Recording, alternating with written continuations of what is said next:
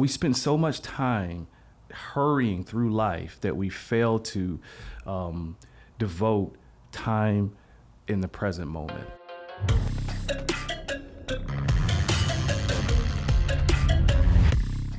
I'm on the air right now with a guy that is an inspiration, a coach, a motivational guy who has a smile so electric that I think the stars just shine bright on you, man. Oh, you're so poetic, man. Man, so I'm telling you, bro, your smile is electrifying. Oh, I appreciate it. I was in the gym one day and I looked across the room and all I saw was this beautiful big smile. And you were radiating, come hang out with me, man. That's what you were saying, man. I remember that though. But you know what? On the flip side of that, I saw a guy that was so happy that I'm like, man, you know what? It attracted me like a magnet. And I said, I need that kind of happiness in my life. You do. And that's when I met Mike. Really? That's what I met. You thought I was happy? Man, you were so happy. You're always happy. Why am I like always the Joker, brother? Why am I always happy? Like the Joker. I just have a plastered smile on my face. You do. And you know what? I don't know if you remember this, but you didn't even know me, and you invited me to your house. Yeah. We went and watched the UFC fight. We watched the fight, man. Yeah. And I had a great time. You met some good people. I met some good people, man. Did everybody welcome you? Absolutely. Yeah. Yeah, because I was with Mike. Bro, I mean, take this jacket off and show people the body underneath that executive. You think, man, I'm telling you, how old are you? I'm 44. Bro. I'm 44. You make me so jealous. I don't get jealous. Yeah. I get, when people say they're jealous of another man, me, that's the best compliment on the planet. I had a guy walk up to me and he goes, man, I'm jealous of you. And I go, what are you jealous of? And he goes, man, I just wish I could look like that. And I said, you can. Yeah. I said, when you tell other people that you want that, go get it. Mm-hmm. So when I see you, I went to the gym this morning at 5:30. I had a picture in my head of Saturday when you came over and gave me a hug. And I said, this mother is sweating his ass off. I gave this nice, juicy hug, this man love hug. And I smelled like you for like 2 hours. Oh, that's crazy. And I'm sitting there going, I got to go sweat. This dude's got me inspired. I got to go be like, and you were looking good, man. I mean, in the last year or two, man, you really, really, really dialed your diet. I tell you what I do, man. I don't go into, if I go to the gym, 30 minutes of cardio, most of the time it's running. Yeah. Mandatory. So I don't do anything else before I do 30 minutes of a jog. That's mandatory. And so what happens is, and I used to be a trainer. Yeah. So what happens is everything else I do after that is hell. Yeah. You know what I mean? And so that's why people see, one guy saw me in the gym and he said, man, did you just get out of the shower? I just got out of the treadmill, you know? If I don't look like I've been in a dog fight, if I don't look like I've been in a war, I'm not pleased with that. When I go out of the gym, I want to be in a war. I got some friends that come out of the gym and they're smiling. I'm like, man, what did you do in there? You didn't do nothing.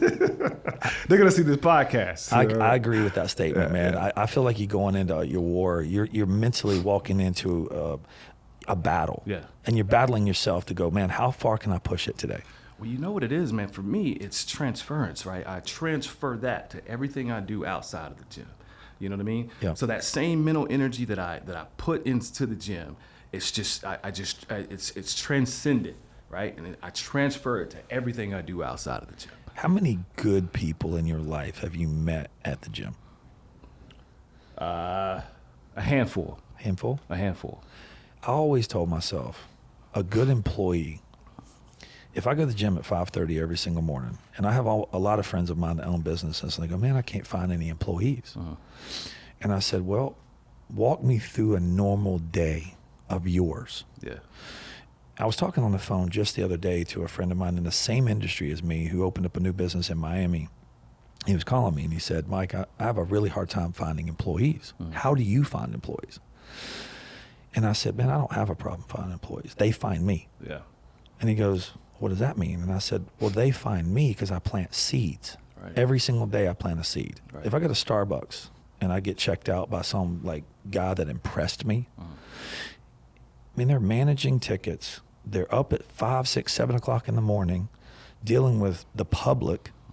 They're making many drinks, learning many recipes, multitasking. And and someone will impress me. And I'll say, hey, man, my name's Mike, man. I run a business. If you're ever interested in doing something else, let me know. Here's my Instagram. Got it. I do that 5 times a day, everywhere I go, Texas, California, Florida, wherever I go, I meet people who impressed me by their work ethic. If I go walk up to a guy at the gym who I know is every day is at that gym at 6 a.m.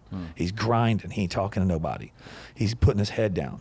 I'll walk over to the bench and I'll say, hey man, keep it up. And he goes, what do you mean? And I said, you're inspiring me. I said, when I see you hustling, I'm gonna one up you. I said, when I see you do 4 sets, I'm doing 5. I said, you just pushed it. You're sweating, I'm sweating. But that energy that you radiate out there at the gym and the radiate in the world, you know, my buddy, he was like, man, well, I can't find employees. I said, well, you're waiting for an employee to walk into your life that you are saying, hey, I'm hiring. You're not hiring. You're always constantly looking for talent. It's recruiting. Look, all right, so think about football. Think about basketball. Think about high school and college. What are college coaches doing as soon as the game's over? They're recruiting. They're out here looking at high school tapes. They're looking at high school film. They're trying to always be better, finding the better athletes, finding that little gym. So I think when you're trying to find an employee, you don't put a help wanted sign up. You go out there and plant seeds. If you see a bartender that's just banging it, what are they doing during the day? You know, I was telling a guy, that a front counter girl, man, I need some help answering the phones at the front counter, can deal with people. And I said, go to every local bar on your way home, have 1 beer, talk to the bartender. On a Monday and Tuesday and Wednesday night, there ain't much going on, man. Thursday, Friday, Saturday night, they're making their money. But what are they doing during the day? They come answer the phone from 9 to 3 if they got to be at work at 5. They're a hustler. They're used to dealing with people. They're used to working for tips. So there's always a way to find help. There's always a way to find talent. But if you're not speaking up and talking to people, what do you think about that? Yeah, I think one thing that resonates with me with what you said is that you're attentive to the present moment, you know? And so being attentive to the present moment is that you're aware of your experiences, you're aware of your surroundings, you're aware of how these various aspects, you know, kind of fit together and around you, you know? So many times we're on autopilot, you know, and we have this automaticity and we're just going about our life and we don't notice other people, we don't notice other things. And I think the power in what you just talked about shows that that you're in tune with the present moment. And I think that when we're in tune with the present moment, we can notice other people who might be excellent employees because they're doing something else that can transfer over, right? Transfer over into another domain, another environment, you know? And so I think they're doing it for somebody else, they're going to be able to do it again. Yeah, for sure. You know? For sure. You are a professor at Wingate College. University, Wingate University. I have a few other colleges that I teach at as well. What do you teach? I teach psychology. I teach social psychology. Social psychology. Social psychology. Explain that. What if I was to go and ask you, what is social psychology? What is it? Social psychology is about how people are influenced by other people. Those people could be in the room with us right now. They could be imagined in our minds, or they could be implied in some kind of way. And so that's the study of social psychology. It's about social influence and how social influence impacts our attitudes and our behaviors. What made you go down this path? I have, for whatever reason, I have an intrinsic interest in people. Say that again. Intrinsic interest in people. Yeah, I love your vocabulary. Yeah. I appreciate it, man. I've worked on it for quite some time. I can tell, and I love it. That inspires me because I'm a country guy from Charlotte. I wasn't surrounded around a lot of super intelligent people. They were intelligent in their world. Okay. Like I always say that, you know, I was in a small pond with small fish. Yeah. And as soon as I got into a big pond with big fish, I needed to work on my vocabulary, my mannerisms, my poise. I couldn't always be emotional. I had to start thinking more. I had to start listening more. Yeah. So now that I'm in this big ocean, I need to hang out with DeAngelo. You going to coach me, buddy? Can you coach me? We can work on it, baby. All right. We can work on it. So talk about this social psychology. I want to know a little bit more about it. Yeah. So our attitudes, our behaviors are shaped also by our social environment, you know, our experiences. And so social psychology, the level of analysis deals with the power of the situation you know? Whereas, you know, I also teach personality psychology. Personality psychology looks at the person, the individual, you know, different traits and things inside of the individual. Well, social psychology expands that, right? And it not only takes into consideration those things that are within the individual, but also things that surround the individuals and how we construe certain situations and certain things like that. So, for example, let's just say you just hired an employee, right? And today was their first day, but they were 45 minutes late. All right. Typically, what we do is we make an internal attribution into the person. Oh, you know what? We just get rid of her. She's not going to be good for our job. She's already showing that she can't show up on time. But what if you found out that she was taking care of her mom and her mom had cancer, right? And she couldn't necessarily tell you that. She doesn't have a relationship with you right now, but because her mom was, you know, throwing up or not having a good morning, whatever the case may be, it put her behind. Right. And so social psychology looks at all of those aspects, right? And so instead of having these internal attributions into a person, what are the external causes for behavior? How are attitudes shaped and things like that, you know? Also, I mean, it even dives into, you know, racism and prejudice and aggression. I mean, it's very broad. I can see it. Yeah. A lot of what I see in society now is a transactional relationship. I agree, 100%. I think everybody's a transactional relationship. I think society with social media, when you go into meeting someone, there's an intent. Yeah. Why do I want to meet this person? Right. And what do I want from that person? Right. Secretly, everyone has some kind of want. Like when I wanted to be around you, I just wanted to be around a good-looking man, working out at the gym. I figured if I walked in the room with you, you would get the first look at the ladies, and then I would get the second look. Come on, bro. You're killing me, man. You're killing me. You know, I always wanted to walk into a room with a good-looking guy, so that way we could just get, you know. That's funny. But no, man, when you're working around people who take care of their body, and their mind is next. Yeah. Sure. Because if you have the discipline to go work out every day and at least make an effort on your body, then you know you're going to be making an effort on your brain. Right. Your brain is in control, telling your body, we need to go do this. We need to go look better. We need to go feel better. We need to go figure out a way to improve. And I think when you look good and you feel good, you're going to radiate good energy out there in the universe. Like when I walk in the gym, I inspire people that are pushing hard. I acknowledge, and I have to be very careful because I'm a man, and I'm a white man that's bald, that looks like a cop. So I've got to be very careful. You do like a cop. I do look like a cop. Don't fuck with me. A trooper. Yeah, there you go. You just missing the hat. You know, I was in Germany, man, and it was always like, well, what division are you with? They thought I was in the military. You know, I'm sorry, I work out, man. I'm bald, and it's all good. But no, man, you got to be really careful these days because you said social structure. You know, there's a reason why people get offended because of all the pain they've accumulated over their lives. So when I walk into someone's life and say something with good intent, like I really am trying to make a difference in not just my mood, but their mood. Because when I come in happy and full of energy and, man, what's up, man? How you doing? What's going on? And I'm trying to raise their energy level because I can read them and I can say that I'm going to make a difference in that person's life today. I'm going to pass on some good energy, and I'm hoping and praying to myself internally that that person's going to go pass off some good energy when they leave. They're going to open the door for someone else, and they're going to be like, have a good workout today. Like, I feel like it's contagious. Do you agree? Yeah, you said something that I want to kind of go back to, if that's Absolutely. Okay. You said that when you look around, you see a lot of transactional relationships, right? That's exchange, right? So, I'm going to do something for you, you're going to do something for me. I don't see that necessarily in you. What I see is more transformative, right? And transformative relationships. And so you just said it. You want to know how you can help somebody and transform them and so that they could be better and things like that. You know, I agree. I don't deal well with solely transactional relationships, you know. I mean, we all got to live, and so sometimes you have to just have a transactional relationship. You know, you tint people's car, windows and things like that, right? Well, that's a service, right? A service, right? So yeah, that wouldn't even be a relationship. So no, I agree with that, and I think that's what makes relationships so special when they're based on more of a transformative mindset, you know, because now it's not about what I can get out of you. It's about what can I bring to the table, right? That will help you become a better person, right? That will help you, thrive and flourish, right?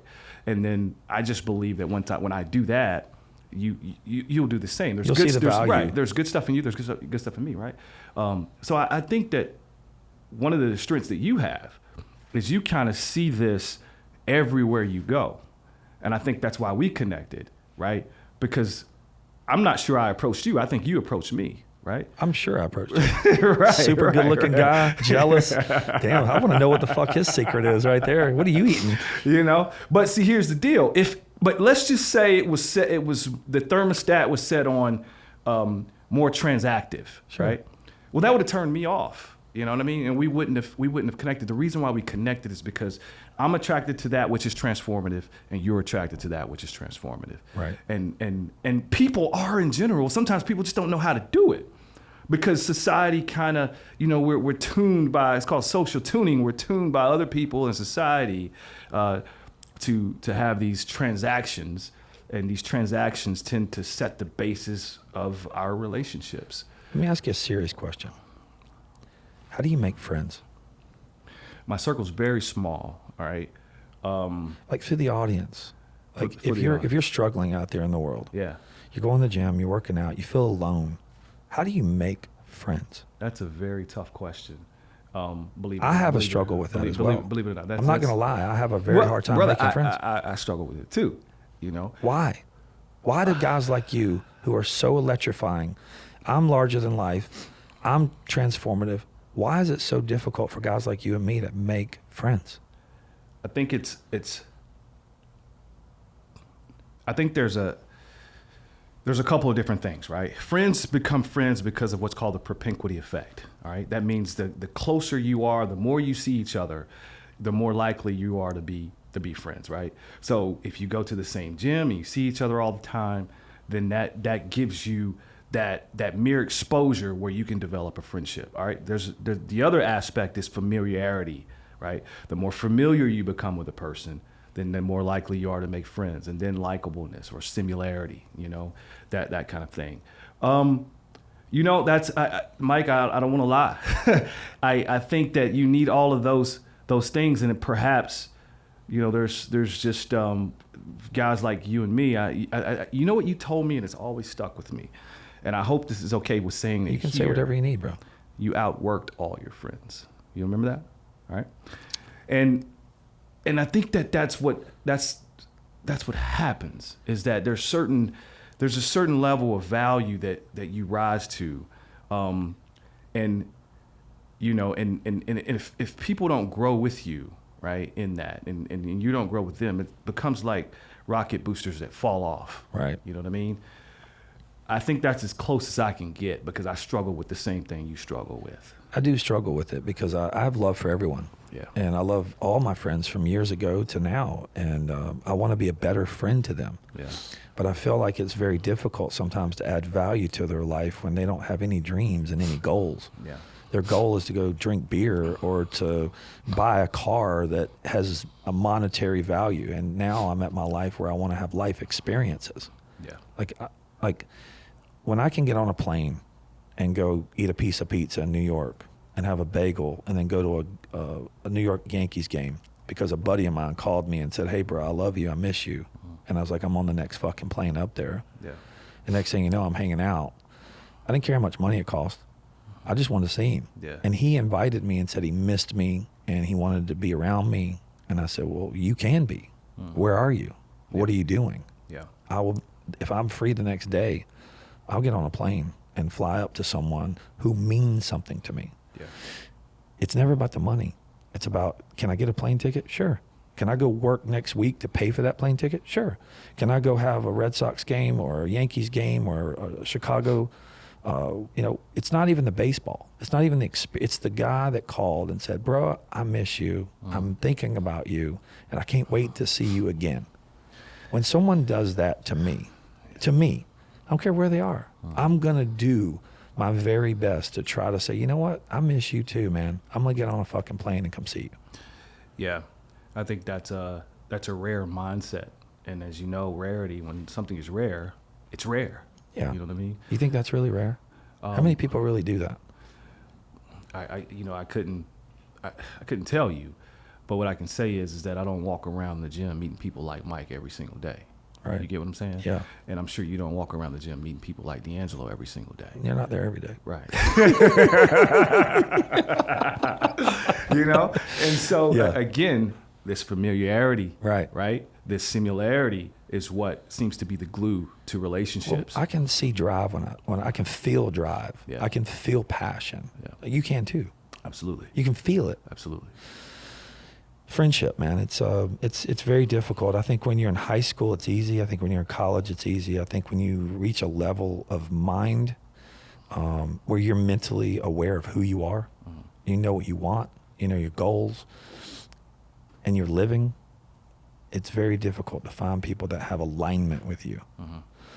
And that's why I want to be more around you. Well, likewise, man. So you need to call me and I need to call you. So, you know, people ask me all the time, they go, Mike, why are you doing this podcast?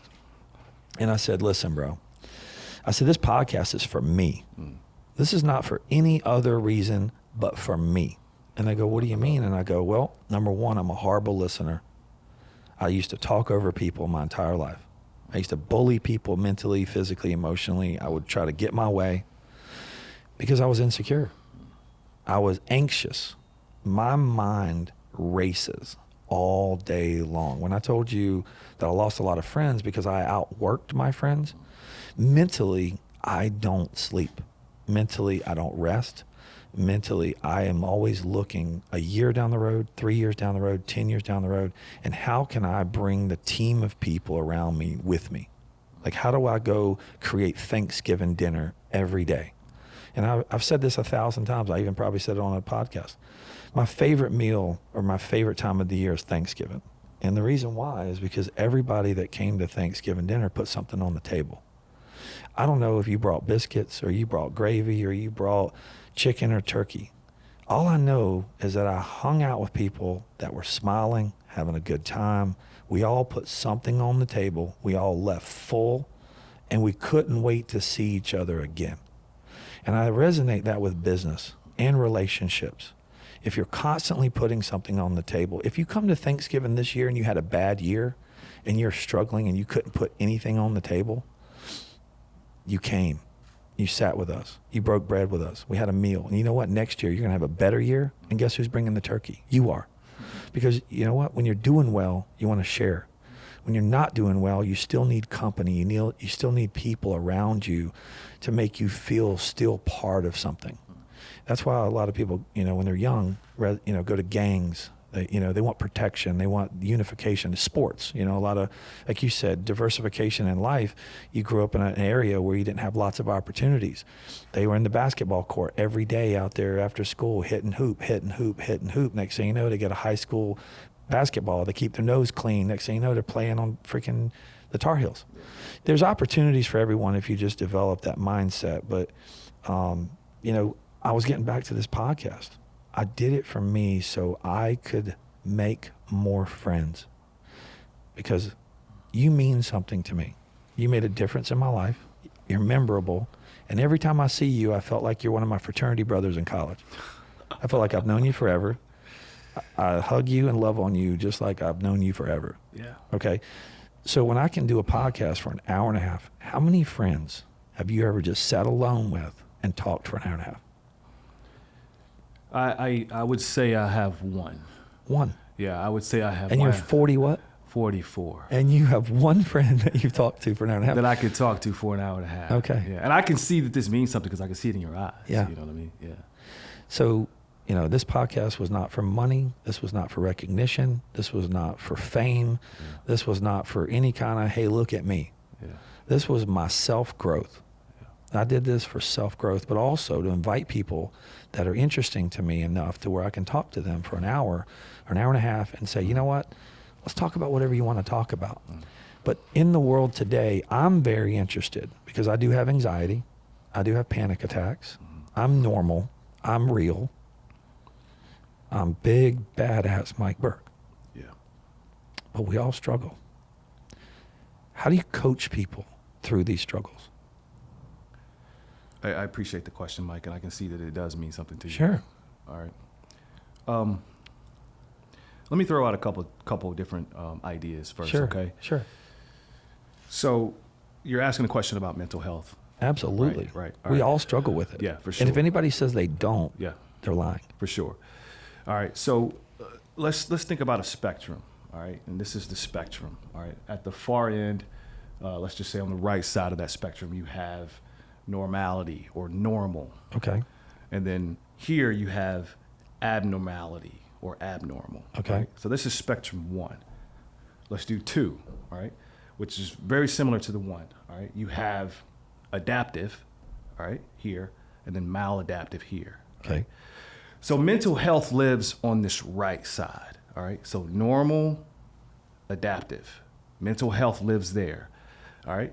Mental problems or mental illness lives on this other side, all right? Abnormality, or that which is abnormal, or maladaptive, okay? And so all of us, and here's what you're talking about, all of us kind of fluctuate Back and forth. all Absolutely. right? Those who have more positive or who have mental health are typically on the other end a little bit more, all right, than those who are not, right? So individuals who struggle, who have mental problems or mental illness, they're on the lower end, all right, towards abnormality or maladaptive behaviors that they've learned along the way, all right? So part of it is allowing people to kind of understand that framework, right? And for me, as a social and personality psychologist, I kind of deal with this in a more general way. Like my background doesn't allow me to go into the clinical world, right? Or the counseling world, you know? So I deal with more of general things, general anxiety, general mental health problems that we bring upon ourselves, or that are the result of the happenings of life. You get what I'm saying? So there are a couple of different ways that I think that we can deal with that. Number one is we kind of hit on it earlier, is being in the present moment. I think sometimes we bring a lot of these things on ourselves because we're so future oriented. You know what I mean? You think too far in the future. Too far in the future. Is it pressure you put on yourself? So like, I'm supposed to be something.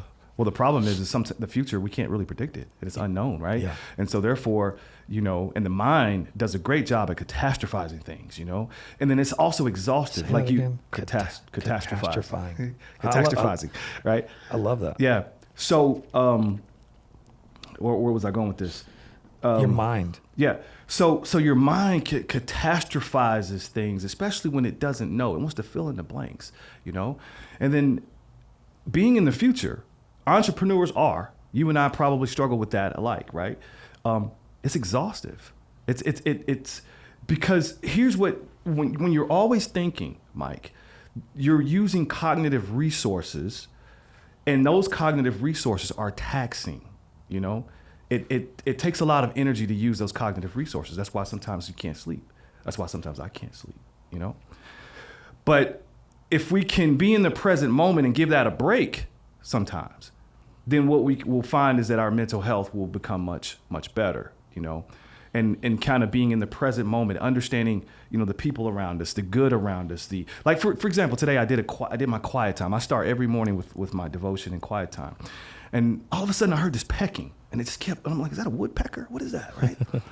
And so I looked, and it was a bird that was on my neighbor's car looking at itself in his rear view mirror, pecking the mirror, right? And that just blew me away, man. I just sat there and watched and just marveled at that for a second. Sometimes I see squirrels chase each other, and I just look at that and I'm like, wow. You know, one time I was walking by the pond and I seen about 4 turtles. One big turtle looked like a daddy turtle, a mother turtle, and kids. And I was like, wow, they just got community even amongst themselves, you know? And so it's just paying attention, man, and being more present in the present moment, and also having gratitude, you know, that will help. Now, kind of shifting gears to something else that some people might struggle with is how they explain events in their lives, right? Negative events, right? And so there's a concept called learned helplessness, where people they learn to be helpless, right? By explaining events as permanent, pervasive, and personal, you know? But just like you can learn helplessness, you can also learn optimism, You know, it's called learned optimism, and rather than explaining events as permanent, right? You understand it as temporary, you know, rather explaining it as pervasive. Oh, this is local. This is just one area of my life where this is a struggle. Right. And then rather than believing that it tells you something personal about yourself, like you're a failure, that it's non-personal. It's just a situation, man. I'm just overwhelmed right now. Right. So depending on how we explain events, right, being in the present moment, I think all those things can contribute to our mental health. And that's where I would start. Again, this is broad, and, you know, there's various directions, and people have, you can tailor an approach to an individual, right? But this is generally. How do you get your messages out to the public? What we're doing right now. I do a lot of social media, right? You can follow me at I am DeAngelo Burse, all right? What else? Do you have a YouTube? YouTube, it should be I am DeAngelo Burse or DeAngelo Burse. I'm Googleable, so DeAngelo Burse, right? I speak, right? So people book me to speak, things like that. Right. You're amazing. I'm trying to be. You don't need to try. You know, the thing is, when people say that they try to do something, they're being humble. Oh, I'm trying to be humble. You need to say, I am fucking doing this shit. I'm killing it. I'm taking this world by the storm. Yeah. Did that help, though? Is there anything else that I could say that, that any other I know a lot of people that battle with anxiety, depression, and the one thing I always try to coach when I'm not an expert in any means. I'm an expert on, I think, personal motivation. Like, I don't know how to explain it to people, but like when I wake up in the morning, man, I'm excited. Like I wake up in the morning so happy, so ready to just make a difference today. I don't know why, but when I wake up in the morning and I get started, I call friends on the way to the gym who've always told me, man, I just wish I could get up in the morning and go to the gym. And I said, well, all right, you can. Yeah. So I call them.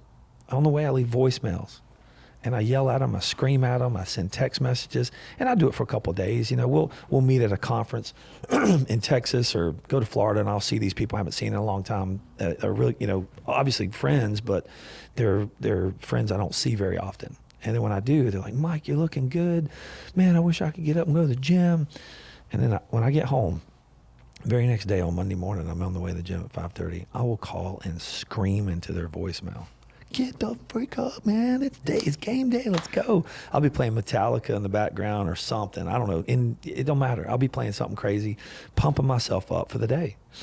If you don't get up in the morning and pump yourself up mentally, physically, and emotionally every day, you're not going to get the most out of the day. And if you want to make a difference in this world, it's not about what you want from the world, like you want to take from the world. I have this wake up and I feel like, how much can I give the world today? How much can Mike give the world today? And, I was telling a friend of mine one day, I said, they looked at me, they go, man, what's wrong? It was like 7 p.m. And I looked like I had just been through a battle, a UFC fight, like 2 bears have killed me. And he looked at me, bro, you look like beat. And I said, man, and orange is my favorite color. Orange. And I'm an orange. Wow. So orange is my favorite color. So when I wake up in the morning, I'm this fruity, fresh, sugary, just badass orange. It's a full choice. Of fruit. It's a choice. And then all day long, these people put their straws in me and they take all of my juice. Yeah. So by the end of the day, man, I am done. I bet. And then it's a me time. Yeah. But I always say the first 2 hours of every morning belong to me. Nobody else. I love it, man. I get up in the morning, those 2 hours, not my phone, not my kids, me. Like you just said, you had your devotion and you have your meditation. Quiet time, How long is that quiet time? It ranges. It could be 30 minutes to an hour. It just depends on if I get lost in it. But it's first time in the morning, right? It's the first, yeah. And you're mentally strong. You're a powerful man. You're successful. And you make a difference in the world. And you radiate. But you know what you do every day? You put you first. Yeah, it's a choice, right? And I think that's what you do. You choose that for yourself. even when you don't feel like it. Right. You know what I mean? One day I came to class and I just, I had some things that were on my mind, and I asked my students, I said, listen, no one's going to ever do this for you again, right? You're professors. I'm going to do something that probably no other professor will do. I want you to write down any question you want to ask me. Anything. Anything. It could be about psychology. It could be about your personal life, something that you're struggling with. Write down any question and don't put your name on it, and I'm going to answer it right here, right? And it just reminds me of one question that I got, and one student asked, how do you stay motivated, right? And so my answer was is that motivation is not something that you wait on, Motivation is something that you create. And it's one of those things where you act first, you choose to act, and then motivation follows. Sometimes I go to the gym, Mike, and I'm not always motivated to be there. You know what I mean? But as soon as I put my music on, as soon as I get on the treadmill, as soon as that blood starts flowing, all of a sudden I kick it up to level 10, and motivation follows. And I think that's kind of what you're touching on, is that, I don't wait on motivation. I make motivation follow me. And anytime I want it, I cultivate it, because it's a choice. It's just me choosing the good. It's me choosing what I need to do at that moment, and motivation typically follows. And I think that's what I hear, is that you're always making a choice to wake up a certain way, to do a certain thing, and then the result of that is, people drinking orange out of your straw. All day long. I love it. And, I don't complain about it. Yeah. I only have to tell people that I'm depleted, like I'm empty, that I need a break. I actually am better at telling people I need a break. Yeah. I'll turn my phone off. I never used to do that. That phone used to be like a crack to me. Like, it was always in my hand. I was always playing with it. I was always trying to be in, and who's texting me, and my thing, I don't know what happened, but I think I know exactly what happened. I had a real bad injury. I had a back surgery that messed me up. And mentally, I had to become a different person, because I always thought I was Superman. I was the guy that come in and run with you and box with you and do everything in the gym you're doing, and be like, hey, don't challenge me, I'll do it too. Yeah. And then I'll go work out twice a day, because the next time I see you next week, I'm going to be in better shape than you, because you're kicking my ass. Yeah. So I'm going to secretly be working out behind the scenes. But mentally, I had to develop some other skills that I never had before. I always just, like I said, outworked everybody. Mm-hmm. Now I have to out-mental everybody. And mental is asking for help. Mm-hmm. Mental is putting the right team together. Mental is knowing that you can't do something, or you can, but not very good anymore. Mm-hmm. And you got to ask someone else to do it for you. And that's very difficult for a confident type A person, is to turn around and say, hey, man, I need you to do this for me, because I'm not the right guy anymore. Yeah. And so the phone, turning it off and disconnecting with the world, has allowed me mentally to be so much stronger of a man, because what can't wait till in the morning? What is so important that you have to be in touch with social media, tagging someone, texting someone, liking something? I feel like we're addicted. Mm-hmm. The world society today is addicted. And I had read this statistic, and I don't know this to be accurate, but you can probably inform me on this. But I heard that social media likes and comments are as addicting as heroin. 100%. It's 100%. Yeah. Is that not incredible? That's true. It's as addicting as heroin. Yeah. So when you can disconnect from it and learn to just pick up the phone and call somebody and say, hey, bro, what's going on, man? How you doing? Yeah. Everybody in the world seems to just want to text and hide behind emails and send messengers through Messenger on IT, through Instagram and Facebook messages. It's like you have 12 platforms to communicate. And all you gotta do is pick up the fucking phone and say, what's up, bro? What are you doing? Let's go out. Yeah. It's we talked about these maladaptive behaviors, right? Maladaptive. You can learn those. You know what I mean? Yeah. But the results are not necessarily a productive one. How do we help society? Man, I'd probably more teachers like you. Yeah, I think it's I think you hit the nail on the head. Is we have to do more stuff like this. We have to. How do we mentor another DeAngelo Who are you mentoring now? There's got to be someone under your little circle that's like following you right now. Isaiah. That dude walked in here. Man, I thought he was on Lord of the Rings. He has this smile so big. I literally, I don't think he stopped smiling since he got in here. Right. What do you do? Wake up and y'all both eat a smiling pill? That's funny. No, all my students, man. You know, I put this same amount of effort into, because that's my mission, Mike. My mission is to develop better people who treat people better. That's what I live for. That's why God put me on earth, right? And so whenever every student in my class, that's what I do. They'll tell you, you know. Walk me through someone that was struggling in your life since in the last 20, 30 years that you've made a difference that you can say now is a story of you mentoring them. Do you have a person that you have in mind that you've coached and helped and been a big brother to? Can I? Yeah, sure. I'd love to hear any type of story that you have. I'm going to say me. You. I come from the streets, Mike. I had to learn all this. You know what I mean? When you say streets, yeah, I'm a white privileged man. Okay. So when you say streets, I grew up in a nice neighborhood. Mm-hmm. My parents both. My mom didn't work; she was there for me. My dad worked his ass off, and I'm going to say I was a white privileged man in a nice community that was safe. I felt safe. Walk me through what the street is. Well, the streets can be many things, but I'll just walk you through my experience. Sure. Right. Where was this? This is Tennessee. Tennessee. Right? Tennessee, Georgia. So my dad was a criminal. Your dad was a criminal. My dad was Explain a criminal. What My dad he robbed, steal? Probably. I don't know about that, but I do know that he was in trouble with the law a lot, you know. Like drugs?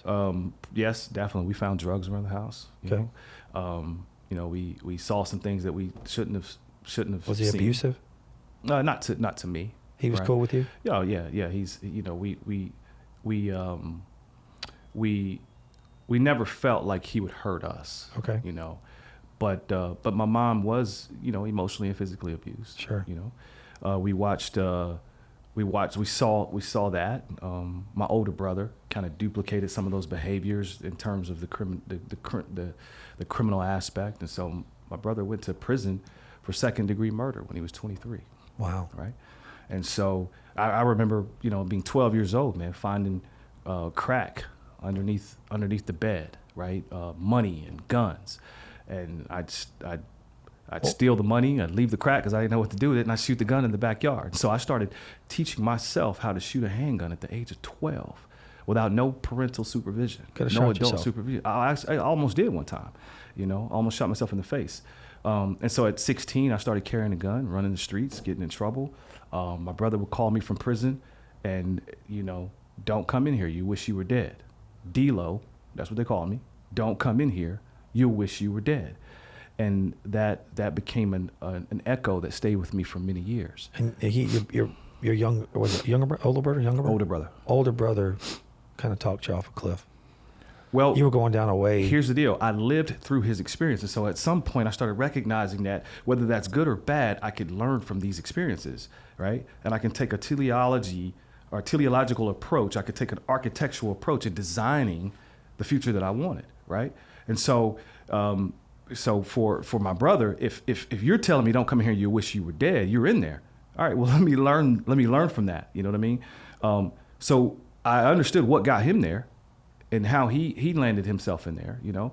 So then let me make some different decisions about my behaviors and my attitudes so that I don't end up in there, right?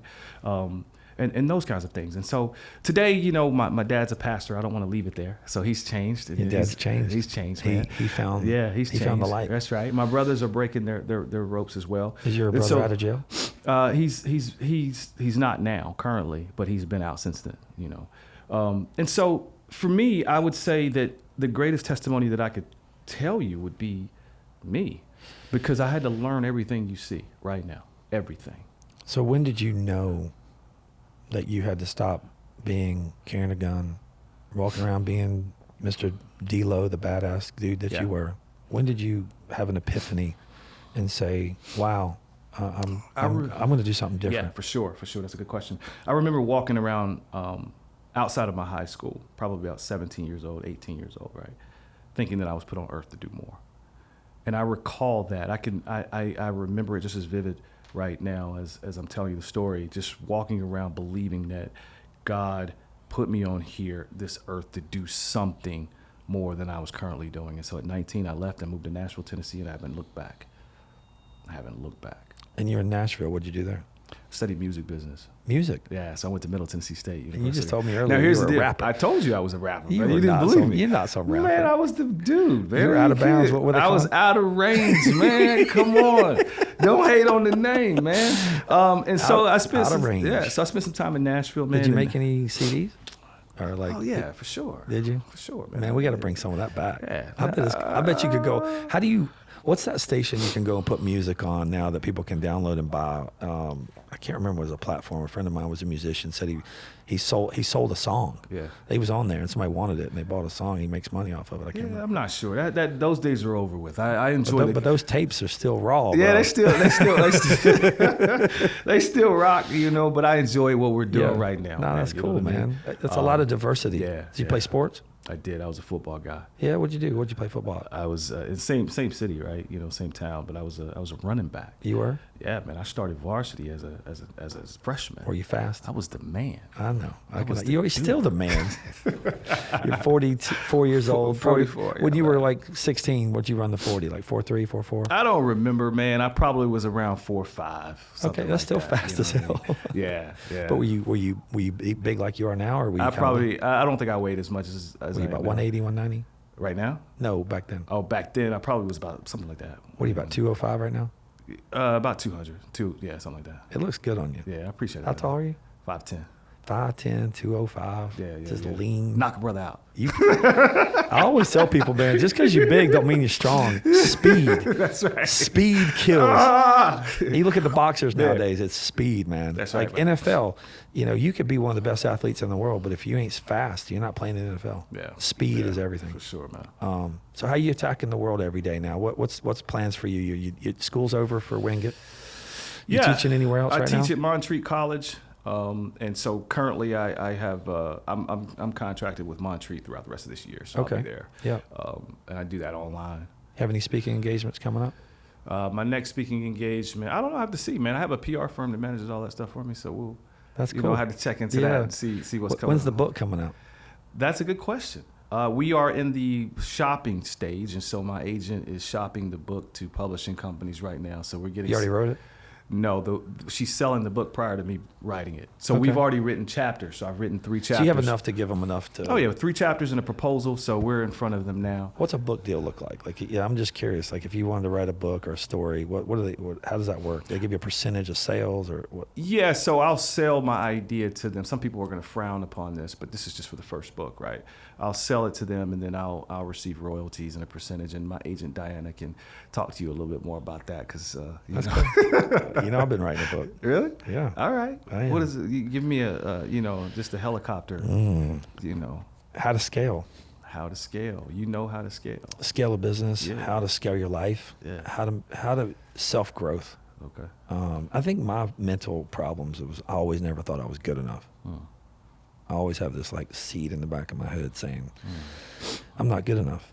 So I've always had to work harder. I wasn't smart growing up. I was kind of a little kid, had a hard time reading, learning disabilities. Yeah. So I think those, and it's funny because people will ask me, Mike, how did you get so determined and so driven? I said, because when I was little, till about 12, all the mental anguish that I absorbed, and my parents probably didn't know how much struggles I was going through, but I was. And I was starving for help, but didn't know how to get it.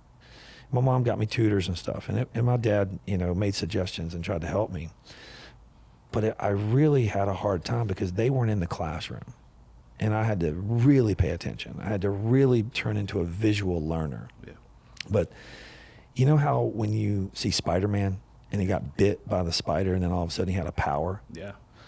Those things that happened to me when I was young gave me the superpower I have today. It does. Because I'm a powerful man. Yeah, for sure. I can do anything I want to do. For sure. I have zero fear, zero doubt. And everybody goes, well, Mike, how do you have such zero fear?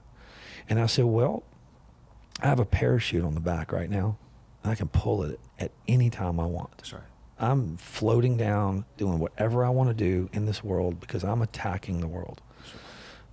But at any given moment, if it's too much, I can pull that parachute and I can pause all of it. And I can go back to living a very, very simple life of just working by myself to pay all my bills. And I can live a quality of life that's manageable, okay? But if you don't take 3 or 4 or 5 steps forward every single day, but just make sure that you have enough in reserve to put that parachute on the back. And a lot of people don't have a parachute. So when they want to go forward, but they haven't saved enough money, they're living in a car payment they can't afford, they're in a house they can't afford, they're in a marriage they don't like, there's some aspects of their life that just are not where they need it to be. Yeah. And I feel like if you can get your life manageable financially, mentally, you can become a better person internally, you can take risk, you can take chances, you can fear nothing. Yeah. What do you fear? What do I fear? Like when you wake up in the morning, what do you fear? What's your biggest fear? Like when you wake up, you're a powerful, strong, motivational man, makes a difference in the world. What is your biggest fear? You know what's crazy is that I'm having to think about it. Yeah. Which means that I don't know if I have one. You know what I mean? Like I can't. I mean, outside of the catastrophe with my family. Right. You know what I mean? Right. I don't think I have one, Mike, because I'd have to think hard about that. Yeah. Fear is something that is at the front of your mind. Yeah. You get what I'm saying? And I think to piggyback off of what you said, man, when you walk through the fires of hell, you know what I'm saying, and come out of that, what else can you be afraid of? You grew up on the streets. Yeah. Did you grow up like poor? Or did you? Oh yeah, we were poor. Yeah, we were poor. But what I'm saying is that I've been at the bottom. You know what I'm saying? Yeah. So when you're at the bottom, get a shovel. Yeah, you get what I'm saying? Just get a shovel. Start digging, baby. Let's go. Right. And when you're at the I don't know what I fear, man. You know? Yeah. So I'm sorry, I can't answer that question. Where'd you learn to box? I used to own Title. I used to own a Title boxing club. Yeah, that man. doesn't mean shit, Yeah, though. you know Who taught you how to box? No one taught me. I honestly, I really don't know how to box. I just know how to fight, you know. And I watch. Yeah. And so I can watch you and I can say, oh, I like how he did that. Yeah, Let me go mimic that. Yeah, you know what I mean? Yeah. You're a chameleon. Right. So I just mimic what I see. And so I've been around Title long enough. I've had some coaches, but I didn't stick with it long enough. And I just good with I my love hands, the combat. That's Yeah. my thing, man. Yeah. You know, when I got out of college, I played rugby, and I was always starving for that team camaraderie. Yeah. And I found it in the gym a little bit, and then I found it in mixed martial arts, and pushing myself to the limits, and being around other people pushing themselves to the limits. Yeah. You know, when people get off work, how many friends do you know that get off work and go still work out, or go work out in the morning, or, you know, they're working corporate jobs and they're just how many of your friends have a boring routine? You want to get me in trouble? You don't name names, man. But I'm seriously, how many friends of yours live a boring routine? See, here's the deal. I would say that comes through a set of lenses based on how I'm programmed. I'm an entrepreneur. I value my flexibility, my time, my control, right? Being able to control, being able to come here with you at 9:30 in the morning, not have to check in. Yeah, you know what I'm saying? You have to call your agent, right? your PR director. So anyone who can't make those kind of decisions, for me, that wouldn't be a life that I would want to live. Right. You know, my kid is graduating from kindergarten next week. No. Right. And I'm going to be there. I don't have to tell anyone and ask for permission. I'm just going to be there. So for me, man, that's valuable.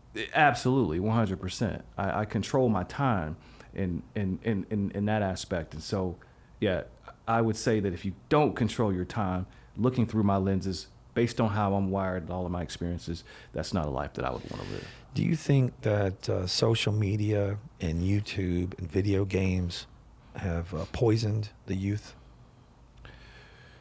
Yes, I think there's some research on that, and I want to clarify, what it is. I mean, there's certain games that actually would can help the brain, right? These are puzzle-like games, right? When you're having to figure out certain things and they're puzzles. Strategy. That's problem solving. Right. Neurons that wire together. So you got this whole neuroplasticity that's taking place, and it's actually strengthening the brain. But there is research that suggests that other games, especially first shooter video games, are very detrimental to people, especially teenagers who are playing those games. It desensitizes them, to the world and to things like that. And so, I would say that there is some evidence that shows that different types of video games could be detrimental. Some could be helpful, but here's what Philip Zimbardo said about game. Philip Zimbardo is a social psychologist, Stanford University, that kids are spending so much time on video games that by the time they're 18 years old, they could have gotten 2 bachelor degrees. You know what I mean? Or 10,000 hours. They could have been an expert at something else, right? And so in that sense, absolutely, it's hurting. Unless you're going to go into the gaming industry and you're going to be doing something in esports, and that's then it's detrimental. What do parents do? Well, what we do is we take the devices. You limit it? We limit it.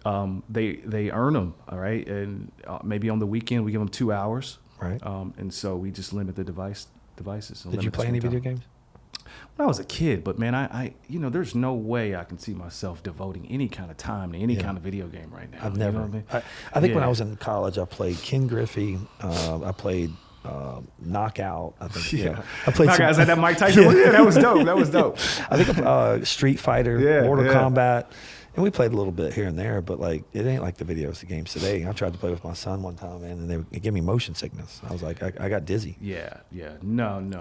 I can't. I don't even watch much TV. I mean, I don't either. For me, my TV is a gift, right? At nighttime after I've done everything that I needed to do. I love and so that. I lay there with my wife. It's Say a it again. gift, brother. It's a gift. gift. And sometimes I look forward to it because I'm like, okay, listen, I'm going to work my butt off. And at night I get to lay in bed. Earn the right to watch some Netflix. TV. Yes. Right. And at night I'll lay there with my wife. We'll pick a series and we'll binge at night. And that's the only time I watch TV. Yeah. That's a treat. That's a treat. That's like ice cream. For sure. That's like a Saturday night ice cream, That's right. pizza. I'm cheap. Yeah. And then you go Sunday morning going, holy shit, I got to go work out Monday because my gut feels like crap. Yeah. But it's all right. You earned it. It's a late night treat. And that's after I've read everything. A book also too. So what I'll do is, I go to sleep reading and I wake up reading. You know what I mean? So how important is that?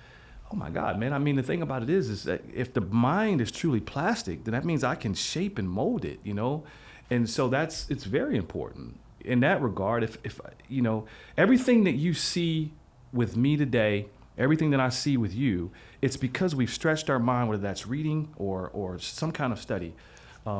We've stretched ourselves to that point. Self-growth. Absolutely.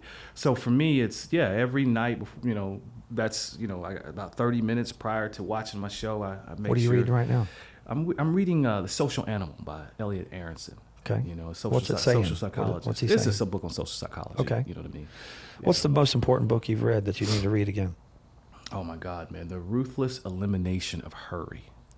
Say that again. The Ruthless Elimination of Hurry. Dive into that. What was it about? Man, hurry is of the devil. Hurry. Yeah, hurry, right? So we spend so much time hurrying through life that we fail to devote time in the present moment. It includes our devices. It includes the highly technological society. It's just taking away something special from us that is very basic, and for me, that book really just changed the way I approach things. I'm not as in a hurry as I used to be, People aren't hurrying through life. They can't wait to get through the drive-through. That's right. Like if you wait 3 minutes for your Starbucks, people are pissed. Right, and so here's the deal. How do we solve that? Well, I think this book is a good book, right? And I think it's by John Comer. What were the top 3 things that he said in this book that you remembered? Well, number one, put the phones away. Number one, put the phones away. Yeah, I think putting the phones away, that and understanding that. Think about it like this too, Mike. When you're in a hurry, what kind of emotions are indicative of that hurry? Usually they're negative. Anxiety, stress, driving reckless. Yep. Not paying attention. That's right. Yeah. Right. So recognizing that and then backing that up and saying, okay, well, listen, if those are the kind of emotions that are associated with hurry, then what happens when I just slow down? Force myself to slow down. You know what I mean? And so that's what stands out to the most, and just not being, oversaturated with technology, man. And then what else? That's two. That's two. Let's see if there's. I need the third one. You need a third one.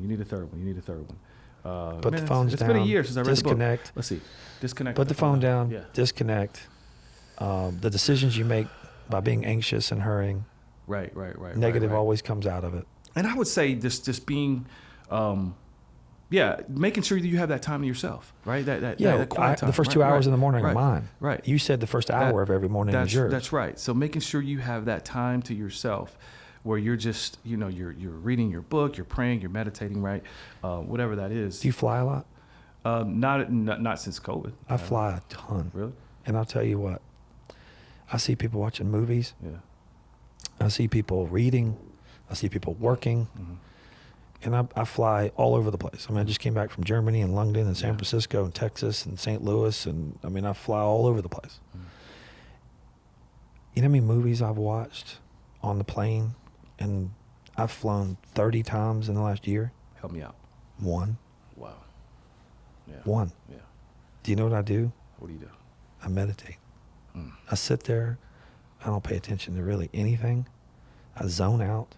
I clear my thoughts, and I plan my action. I sit there and say, okay, where am I at today? Where do I want to be at tomorrow? And how do I get there? Yeah. I'm always mapping some type of chess game. I'm playing chess in my brain. And I'm sitting there going, okay, well, I want to walk a little bit better because I walk crooked because of my back injury. So I'm always limping. So everybody always asks me, what's wrong? You limping. And I'm sick of that shit. I look at them, I say, ain't nothing wrong with me. Yeah. Now I used to say, I had back surgery, I have neuropathy, and I've been training on my leg, and I'm working out with a trainer, and I'm getting better. Now, ain't nothing wrong with me. Ain't a fucking thing wrong with me. Yeah. You're imagining things. Don't look at me like that. I've changed my mindset. Right. I used to absorb it, and then as soon as I explained to people what was wrong with me, I get emotional. I start getting emotional, and I have feelings about all I want is to fucking walk normal again. That's all I want. I can write a check for whatever amount of money. All I fucking want is to walk normal again. But there ain't nothing fucking wrong with me. So when people ask now, there ain't nothing wrong with me. Nothing. Yeah. Because I done programmed my brain to tell my body there's nothing wrong with me. I love it, man. Wow. Yeah. It's just one of those things where your mindset is going to lead the way, right? But when I'm on a plane, I'm mapping. Yeah. My brain to tell my body, and you know what's happened? I am feeling better. That's great, man. I'm feeling way better. Like people that are close to me, my circle, are like, Mike, I'm riding my mountain bike. Yeah. I'm in the gym walking. Yeah. And it's funny because I was at a bar one night, and my buddy Chris West, I think we were in Manchester, England, and there was this DJ. It's so funny. You go to Europe and they're playing like 80s American music. You're over there going, they're playing 80s hip hop in the UK. Awesome. I was walking to the bar to go get us 2 drinks. And I was kind of doing like a little, just doing like this little shuffle. For sure. I was trying to be like jive, dance. And I have some rhythm, just because I'm white, I do have some rhythm. All right. I know how to dance. And that's a stereotype. So I believe you, right? The stereotype that you can't. But see, in college, I played sports, and I was in the locker room, and my brothers taught me how to dance, man. Yeah. But no, man, I was dancing, and I was just kind of just bouncing up and down and walking to the bar, grooving to the music. And my boy Chris looked at me when I came back. He goes, Mike, when you're dancing, you ain't limping. Sometimes we pay too much attention to certain things. Paying too much attention to it. Yeah. So when I start to dance just a little bit, I'm fluid. I'm natural. I'm relaxed. I'm not anxious. Mm-hmm. I'm not mentally thinking my hip's hurting or my foot's not working and I'm walking crooked. For sure. I was in the moment. Mm-hmm. So when you are feeling good and you're in the moment, all your shit goes away. Yeah. And that's empowering. Yeah. How do we teach others to do that? What we're doing right now, Mike, Educating. It's about self-awareness, right?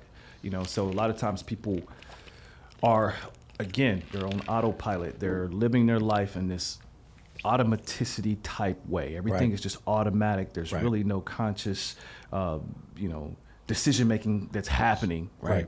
It's being aware of yourself and having self-awareness that, that this is what I need to do. And so it's just doing what we're doing now. There are going to be people who are going to be watching this, and they'll turn on as a result of this, right? They'll understand that, okay, hey, listen, yeah, I've been thinking about myself too much, Right. Because we are so egoic. It's all about our ego, self-ego, all about the self, right? But when we become more what's called hypo-egoic, then it's less about ourselves, and it's less about the attention that we place on ourselves, Right. and it's more about the present moment and other people. So it's just self-awareness. I'm going to ask you a hard question. Oh man, I mean, it's not going to be hard. I'll do the best I can. It's not really hard. It's just a question that I think I want some answers to. I grew up playing sports. I was an athlete, and I've been around all different types of races in my life. I never really saw racism in myself growing up. I feel like it's more present today than it was when we grew up. And I could be wrong by saying that, but my opinion of it through social media, either we have more of a voice and it's more present and more people have a platform to talk about it, or either people suppressed it more when I was growing up and no one really talked about it. And I'd like to get your input from like the 80s to the 2000 to now. That's 20 years difference. We're in our 40s. So from 80 to 2000 and 2000 to 2020, what changed in the platform of, even if you're Chinese, if you're black, if you're Indian, what happened to society, and why do you think racism is worse today than it was years ago? I'm not sure I would say that it is worse today than it was years ago. Okay. I vividly remember racism when I was growing up, upon me and Sure. the people that were around. I think to answer that question, though, is I think we have a larger platform to see it and recognize it through technology, through Right. social media. And so where it was quiet, or it seemed like it was quiet because Suppressed. it was suppressed, right? Well, I'm not even sure. Suppressed in the sense that the masses don't get to see it because we're not flipping out cell phones and the recording, media or the media source didn't talk about it. or the media didn't talk about it. That's right. So now I just think that it's on front screen now. It's on television now. It's something that we all see now. But I'm not sure that it's worse now than it was then. If anything, perhaps it may even be a little better. But I think to answer that question is now it's more visible for everyone to see. Does that help, or do you want to try to? How do people work together for it to get better? So it's mere contact or mere exposure, right? So exposing themselves to other cultures, to other ethnic groups, right? And not being, reclusive or secluded or what's called social distance. Honestly, the media kind of messed that up in political leaders. Social distance is not standing 6 feet from someone just because you are afraid you're going to catch the coronavirus, right? Social distance in social psychology is distancing yourself from various ethnic groups because of prejudice, because of stereotypes. That's what social distance is, right? And so it's to come away from that social distance and have that mere exposure and that contact with other ethnic groups but it has to be the right kind of contact, or it's going to be a self-fulfilling prophecy, right? Right. You know, so that's what I would say is that you're going to have to come outside of that picket fence, you know? Here's the thing, man. When I went to China, Yeah. I had this impression of China in my head. Like I just had this image, and I don't even know how to explain the images I had, but it was just years of like, this is what China is. Communist country, controlling people. They don't like us. They don't want us there. And I felt nothing but opposite. As soon as I got there, they wanted to take pictures with me. They wanted to get, shake my hand. They wanted to feel my muscles. Like, I was like the Rock over there. Star. It was like a celebrity. And they were so thankful that I got on a plane and flew that far away to come to their country. And they were so impressed and so happy that they embraced me like I was family. And it was one of the best experiences of my life. And I'd go back tomorrow. I've traveled now to many different countries. And I'm a Southern boy, raised in the South. Grew up with a lot of friends who were very racist, who are still racist today, who still say negative comments all the time like it is nothing. Like it's like you saying, I'm going to the bathroom, and they say it out of their mouth 10 times a week or a day, okay? And I've distanced myself from those people. I don't dislike them for who they are. I love them for who they are, but I can't help them. I try to help them. But they love that small little world they live in because they feel safe in it. But I always feel like if you want to grow and really understand how to eliminate or at least get better on what I consider racial problems or any type of inequality, go fucking travel. Go overseas, go see a different country, go see how they act, go see how they are. And then when you come back to the U.S., you'll be disgusted. You'll be like, what the fuck is wrong with us? It was embarrassing almost. I got back and I was embarrassed. Because when I see how people treat each other here and the way that the ignorance that we have here in the U.S. is starting to disturb me. I would have never thought like this 20 years ago. But when I was in the U.K., I was with, I don't know, it's probably a dozen black people. And I don't know if that's the right thing to say. The African-American black, I don't know. I grew up, it's black guys. Okay, cool. There was a bunch of black dudes there. They were cool as shit. They welcomed me. They bought me drinks. They were talking to me. They were well-dressed. They were well-spoken. They spoke proper English. I was actually speaking worse than them because they grew up and went to good schools, and they were wanting to ask me questions about the U.S. They were more intrigued about me, and we never once saw color. We never once saw race. We saw people interacting with people, sharing knowledge. They respected me and I respected them. And I left thinking, wow, how hard is that to do here in the U.S.? Well,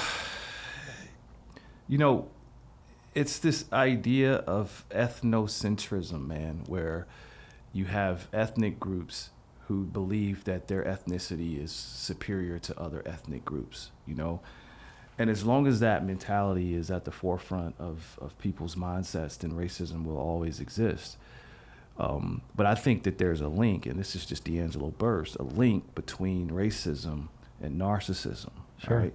Now, here's the deal. Everyone who's a narcissist is not necessarily racist. Okay. But those who are racist are narcissists, because narcissism can be described as an excessive view of oneself and a lack of empathy for others, right? So if you have an excessive view of yourself and a lack of empathy for others, then you're going to take on this ethnocentrism, right? And you're going to believe that other ethnic groups are inferior, than yours. So I think our country has a history that we're working to overcome. And here's the deal, man. it hasn't been that long ago. You know what I mean? That's what a really good friend of mine said to me, because I said something to him when I got back, and he goes, Mike, how old is the U.S.? And how old is the U.K.? He goes, they've had thousands of years to work through this shit. We've had hundreds. Yeah. Like, I went to Germany, and those people are amazing, like smart, intelligent, rode bicycles everywhere, walking everywhere. I did not see a single fast food place in Germany. Yeah. I didn't see anybody that was overweight. I didn't see anybody that was not hardworking. I walked into restaurants, and there were 4 or 5 people greeting me, 3 or 4 people waiting on me. Yeah. And I'm sitting here in the U.S. going, we can't even find hostesses, we can't even find waitresses, we can't even find bartenders. Yeah. But we go to other countries, and there's a thriving amount of people. And I asked this question, why? Why do they, in their countries, have more workforce than we do, okay? And the answer is, when you look at Europe, because I didn't know this, I asked the same question. When you look at Europe, you have train systems from different country to different country. Like, you can be in London and be in France, and you can go from France to here. And there's all these intricate train systems to get other countries into the cities. The U.S., we have Canada and Mexico. And the U.S. now has all these restrictions on people coming to our country. I was like, all these Ukrainians that are having war, that want to work and they want just shelter and safety, why are we not bringing them here, man? Yeah. Why can't we just open it up and say, bring them here, give them 1 year, 2 year work visas? We can't find lawn care people. We can't find roofers. We can't find electricians. We can't find waitresses and bartenders, and we can't find people here that want to work. All these other countries have people that want to work. Yeah. Why don't we get them here? I mean, that's the change. Like, what do we got to do in our government to say, you know what? We just got to make an easy process to enroll and say, you know what? Here's your work visa. Come over here. We now know who you are. We know you're going to be paying taxes. We're going to give you temporary shelter. But businesses, I know a lot of very successful businesses are like, Mike, I would get on a plane. I would send a plane and give housing and put people on salaries if I could get people here, because they don't want to hire U.S. workers anymore. Oh, wow. Because they are entitled. They have an emotion. Listen to this. They have an emotional day and need a day off because they're emotionally distressed. You're taking a personal day because you're emotionally distressed. I grew up in a world where you got your ass whooped if you didn't show up to work. And if you didn't show up to work, you were fired. Yeah. Now, it's like we as employers work for our employees, and we have to do whatever the hell they tell us to do if we want them to come. Yeah. How do we change that? That's above my pay grade. Or my expertise. I don't know, man. That's an interest. That's an interesting point, man. I have no idea. I mean, I think this is larger than one person, obviously. Yeah. You know what I mean? And it's multi-layered, multifaceted. So when's the last time you actually worked for somebody else? 2011. What'd you do? I managed a fitness studio. Managed a fitness studio for someone else. That's right. Okay. You got paid to go show up to work and hustle, and so you were a trainer. Yeah. Did you do meal plans and all that? Sort of. Yeah, a little bit. So when you were a trainer, when somebody comes to you and says, "I want to work out and I want to train," what's the very first thing you do? And give them an analysis of their body and their. How do you do it? No, for me, and I think this was kind of the preamble to my psychology. Right. Is why. Why do you want to work out? Why do you want to work out? Why do you want to train? Why are you coming to the gym? Why? And if I could understand a person's why, then I don't like myself. Yeah. So I look in the mirror and I say, I'm fat. Right. I tried on my 38s and they were tight. Yeah. And now I'm in 34s. No, but I'm just saying, like, I want to lose weight. That's probably 80, 90%. I want to lose weight. I worked with a lot of females, and honestly, it's more behind that. It's not just I want to lose weight, back then. And I can't recall every scenario, but I had people cry and at the first consultation. At the end of the day, there's something about self-esteem, and self-worth, self-confidence that's being addressed, I can see that. Yeah. Well, I have a friend that was a trainer, And he'd be working out with someone for like 3 years. Yeah. They'd be paying him like $60 twice a week, each hour, like an hour, $60, and they come in, and I'm an asshole sometimes. I'll walk up to him like, bro, you've been training that girl for like 3 years, man. She still looks the same. and he's like, man, I can't control what they do out of here. I can't control what goes in their mouth. Yeah. And I was like, well, you're a horrible trainer, man. And I said, yeah, I ain't seen no difference. Yeah. And he goes, excuse me? And I said, well, I don't know. I'm just looking at it from the outside in because I ain't seen no difference in this girl. And he looks over at me and he goes, she's now recently divorced. She was abused. I've been her counselor. I've been her rock. I've been her stability. And I've been her motivation. And the mental health that this person went through is 1,000 times bigger than her body transformation. Exactly. 100%. Yeah. And when he told me that, I literally was like speechless. I was speechless. So when you see a personal trainer at a gym working with someone, understand that that person that they're working with is not necessarily trying to get liposuction, breast implants, lip injections, and trying to be some fake person. They really are working on their inner soul. They're trying to find some confidence. Absolutely, and that's what I dealt with mostly, especially with women. And that's what drove you to want to be a psychologist. I think so. I think that I hit the nail on the head. I think that's a link. I think those gifts were there, those skills were there, were developing, and so I think that was probably something that. How many of those women fell in love with you? You know, my wife is gonna see this, right? I don't care. Okay. A lot. No, I don't know. How many of them still today call you and say they love you? No, I don't know. I don't know what you're talking about. But see, listen, it's not about the sexual love. Yeah. It's about the inner peace of your heart and knowing, is it okay for another woman to call you and say, DeAngelo, I love you? Well, you know what's interesting is that none of them do. None of them? No, man, it's been over 10 years. Oh, okay. Yeah. How many guys call you up and say, I love you?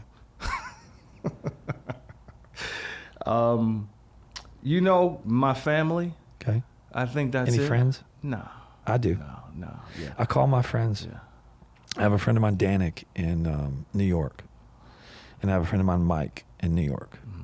And my buddy, Eddie, in New York. And my buddy, one of my closest friends, Boston Rob. Yeah. I text these guys all the time. I tell them I love them. Because they're important to me. Yeah. The people that are important to you, you need to text them and tell them you love them. When you say you love somebody, it means you care. And that's all you're saying. Yeah. It just means I care about you. I appreciate that, Mike. You're a rare soul, brother. I really do. I think it's important. Yeah. You got in a car wreck on your way home today. And so many people that mean something to you, who have made a difference in your life, who are inspiration to you. How important it would be for you to just say, I love you, man. Yeah, I think that's very important. It is. Yeah. I tell my kids every single day I love them. Yeah. Tell my kids when I go in the bedroom, I say, I made your ass because I wanted you. So you could do the laundry, so you could cook and clean and wash my car. I got tired of doing that shit. I'm going to have some kids. I hear you, brother. Back in the day, yeah. The old days, parents had kids so they could work on the farms and work in the fields, and you worked. Right. You had kids because you need workers. Yeah. I think my dad had me because he wanted me to cut the grass. We had a 20-inch mower with an acre.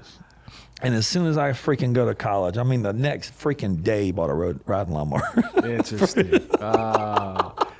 That's interesting. I was so pissed off at him. I came home. I was like, you bought a snapper riding lawnmower? Crazy. And it was so funny because we'd have 3 rainstorms in a row, right? Yeah. And I'd have to go cut it at like Saturday morning at like the highest level just so I could, and it would be one of those where you know what I'm talking about, where you have to cut the grass and move back and then make sure it didn't cut off and then move it again. Oh yeah. It was like a 4-hour marathon of cutting it at like level 7. Yeah. And then I had to go Sunday again and cut it again at level 3.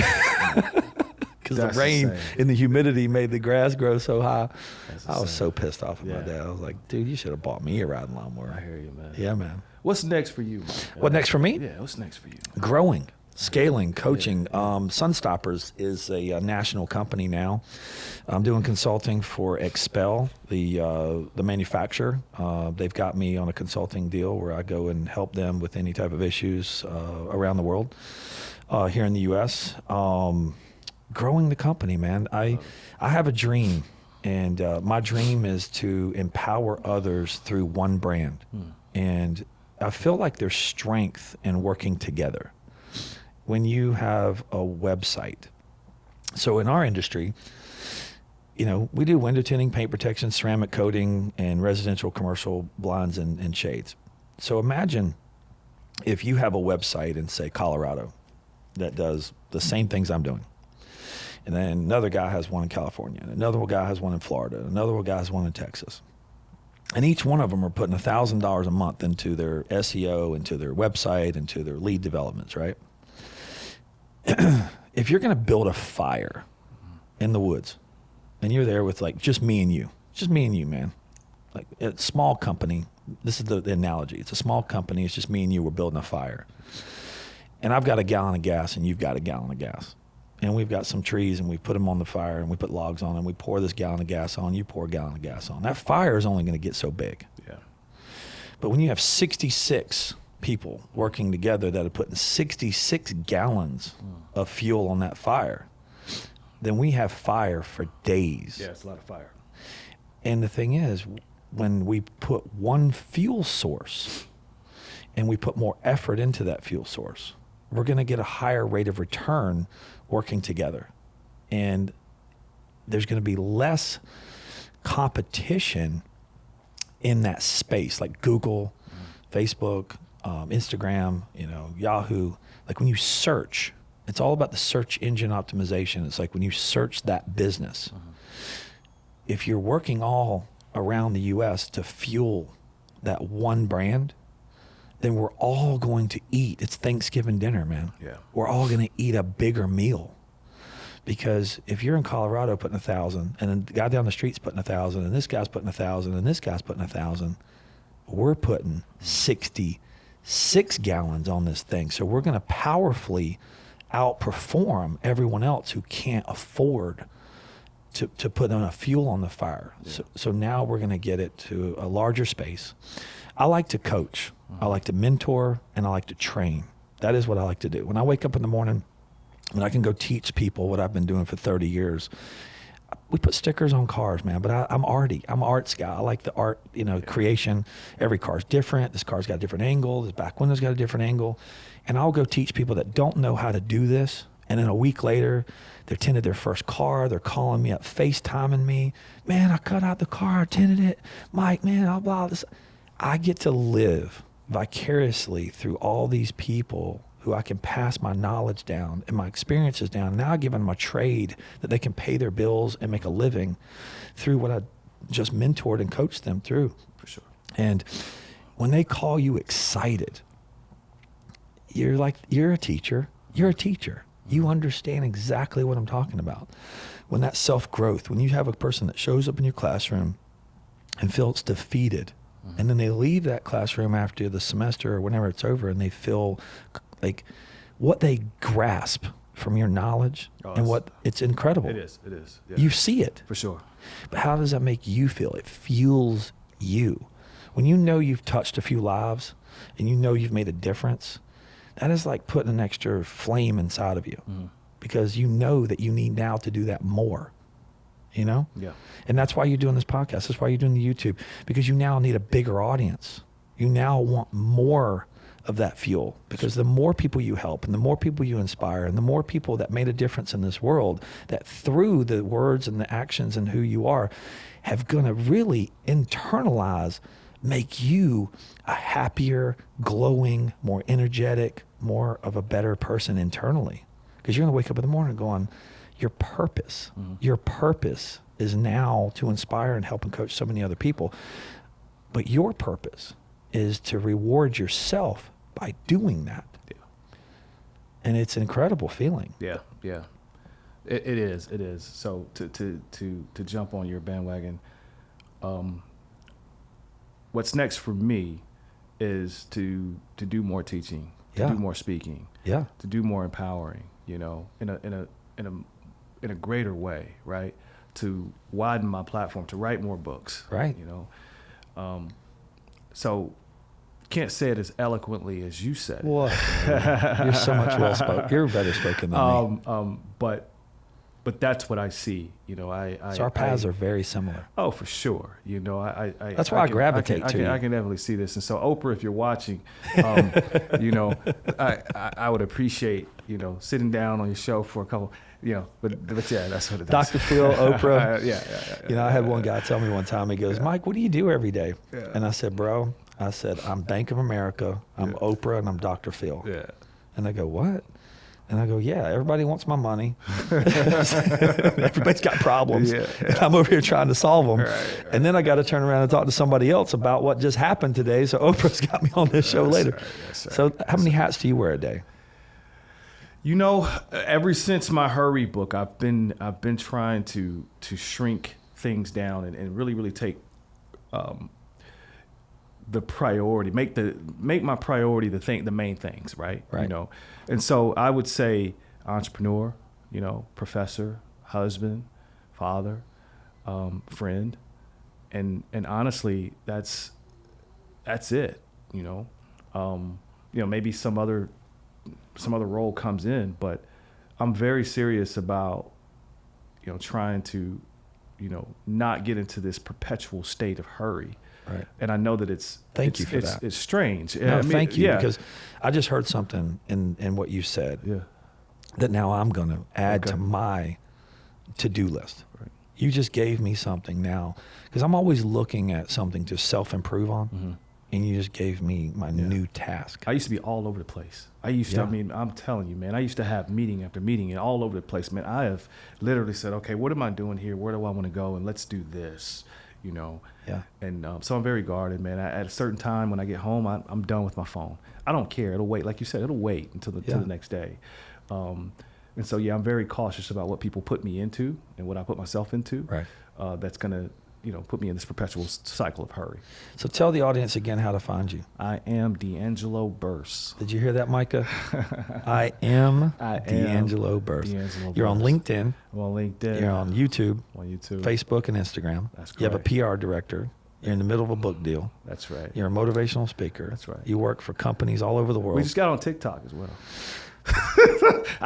What's crazy is I do all this social media work and I hate it. I don't like social media. Yeah. But you have a director taking care of that for you. Yeah. I don't post anything. I don't do any of those things. But I have a schedule that I have to maintain. Right. I need a video, and I got to go out and do a video. And I got to, So for me, man, I don't necessarily enjoy those things, but life is not. Would you consider yourself an extrovert or introvert? Well, I don't think those two are opposites. I think they're connected. Yeah, well, it's kind of like this, right? We talked about the spectrum earlier, right? You have extroversion, right? And so you have high extroversion, you have low extroversion, you have high introversion, low introversion. So we all fall within the, somewhere in that scale, right? So at times I'm more extroverted. At times on the other scale, I'm more introverted, depending on the situation and circumstances. And so I would say I have a healthy balance of both. That's perfect. Yeah, I try to do the same. Yeah. So what's your wife do? She owns a creative services company with a friend. And so they do all kinds of things, from parties to entertainment to festivals. If it's anything associated with birthdays, I know I went broke. Birthdays, yes. Every damn time my kids had a birthday, it was like, what are we doing? How much is it? Where are we going? Yeah. Birthdays, man. They do birthday parties. That's cool. Yeah, I'm telling you, birthday parties is money. Yeah. Anything associated with kids, parents pull out the wallet, and it's birthdays, man. Yeah. So plug Creative Share Services. Creative Share Services is their name of their company. Awesome, man. Yeah. And she originated that with a friend? Yeah, her friend. So she's an entrepreneur too? She's an entrepreneur. So you guys just go brainstorm together.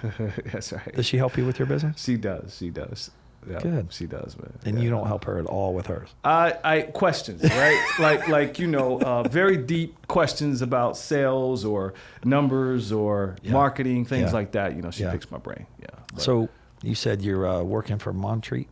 What'd you say? So I'm contracted through Montreat College and Wingate University. Yep. How many classes do you teach? At Montreat, I teach about 4. So I teach social psych, personality psych, developmental psych, and cultural diversity. For Wingate, is social psychology. Wow. Yeah. You're spreading yourself thin. Nah, the main thing, brother, I know what I'm doing. You know what I'm saying? I know what I'm doing. So if anybody can take anything away from this podcast, what would you want them to take away? I would say, think about your identity, and make sure that it's not becoming maladaptive or connected to superficial things. Right? And if it is, then figure out how to sever it from superficial things and place it in something that is intrinsically good. And then the second thing is, think about those things in your life that can cultivate the most positive emotions, right, and meaningfulness every single day. Meaningfulness. Yeah. How many people live their life without any meaning? It's a tragedy thing. I don't know how many people, but it's certainly... It's more than you think. Yeah, it's certainly tragic. Yep. How do you make a difference every day? Like if you're a person listening to this podcast and you say, you know what, I want to start making a difference in this world. I want to start making a difference. Yeah. What would be the first suggestion? I always say just be nice to everybody. Yeah, so mine would be something similar. It would be cultivate meaningful relationships. Meaningful relationships. Yeah, meaningful relationships. I'm working very hard at letting the friends of mine that mean something to me, tell them constantly how much they mean to me. Yeah. Because I don't want to lose good friends. And I don't want to get so busy in my life that they're not important, because they are. So one thing I'm really working on hard is to get a better core of good friends and fuel that relationship. Like fuel them, like encourage them, and then get encouragement back. And then, you know, I read this one book, and the power of gifting. It was a book about the power of the right gift. It's not always something you have to buy. But look at the person, look at the individual, look at their life, and most of the people that have a lot of money or a lot of assets or a lot of things, what do you gift that person? Dissect them. Yeah. And then when you can gift that something that no one else would gift them, that you can do research and go into depths and get that meaningful gift, that bond that you create through that gift, irreversible. Yeah, I agree. Irreversible. So when you meet someone that means something to you, that you're cultivating, like you said, cultivating that relationship in time. It's not the first month or the first year. You'll know when the right time is. And when you feel that right time is now, you find the gift that only that person is going to appreciate that you gave them. And then that will solidify the relationship to a new level. It's almost like when you meet a woman, you know, you get engaged and all of a sudden you get married and you give them that ring. I think it's important that you do that with your friends as well. And that gift is that ring of, it doesn't even matter. It could be a note, it could be a painting, it could be something unique and special to just you two. And then once you do that, I think that relationship goes to another level. And I was reading this in the book. I can't remember the name of the book. I've done so many audiobooks lately, I can't remember them all. But I was really interested in learning more about the power of the right gift. And I thought that was important. That's powerful. Yeah. Yeah, it's powerful. You're amazing. I'm so privileged to have you on here, man. Your time is so... I've been trying to get you on here for like 2 months. This is what happens when guys don't hurry in their life. And they, you know... But now, since I've raised my stock a little bit and hung out with you a little bit more, maybe I'm not level 25. Maybe you know, it's like the ACC tournament. You know, I might bracket 25. I just made it to like 4 or 5, maybe. You're funny, man. You're kidding to Kevin Hart. So I was like, all right, Mike Burke's now went from racket. Now my stock's rising. But no, I mean, I appreciate you coming on here. You're an amazing man. Your mind is so powerful. Just hanging out with you, I can't help but to be a better person. Well, thanks, man. I think just being in your presence, your confidence, your poise, your mannerisms, like more people in this world need to aspire to be more like you. Well, Mike, I appreciate it. I think the same of you, man. Thank you, brother. Thanks for thinking about me to be on here. Well, really the thing is, it. mental health, I've battled with it, bro. Yeah. I'm not going to lie. I've battled with mental health issues. As tough as I am, as bad as I am, as strong as I am, if you tell other people in this world you've never battled mental health, you're wrong. Yeah. You're lying to yourself. Right. You've battled it. Yeah, there's seasons which, when my daughter was 5, she was diagnosed with a brain tumor. Yeah. Right. And so I was on, you remember we talked about the spectrum, I was Right. on the lower end during those times. Yeah. And so life circumstances and situations can have a lot to do with it. They really do. Yeah. Well, look at me, my body. I went through a hell with my back surgery, and I went through a really low down, didn't want to be here anymore. Yeah. I didn't know if I'd ever be back. Wow. Wow. But now, it's a really cool feeling when your kid the other day says, Daddy's back. Wow. I rode jet skis with him this weekend. Yeah, you told me. And I got on a motorcycle for the first time since my wreck. Wow. And I rode. Wow. With my son. And it was funny because in the helmet, he has this speaker shit so we can talk to each other. And I'm up there going through the gears. I'm death gripping the thing because I'm nervous. And I'm over here riding. This is Saturday, right before the storm, and we're going through the backcountry roads. I'm on a CBR. He's on an R1. And we're going through, and he's like, Dad, watch out. There's a pothole on the left. And I'm like behind him, right? Here's my 17-year-old son, like coaching Dad. Yeah. I'm the motherfucker that taught you how to ride a dirt bike, dude. Don't you even talk to me about riding dirt bike. But I'm over here so proud of him because he's coaching me because he knows I'm nervous. And a year and a half, 2 years ago, man, I couldn't even put my leg over a motorcycle because my hip flexors were so bad. Wow. I rode a jet ski for 2.5 hours with him Saturday, and then I got on a motorcycle and rode for the first time in 5 years. Wow. I love it, man. That's a great story. Yeah, it was cool. Wow. But it's emotional. But he turned around that helmet. He said, Dad, you're back. Wow. It was strong. Wow. But thanks for coming on the air, man. Right. Thanks for having me. I appreciate you, my brother. Thanks, it's good seeing you. DeAngelo Burse, my brother, making me cry here at the end. Nah, it's all good. Love you, man. Love you, brother. Okay. You man. Right. See you, brother.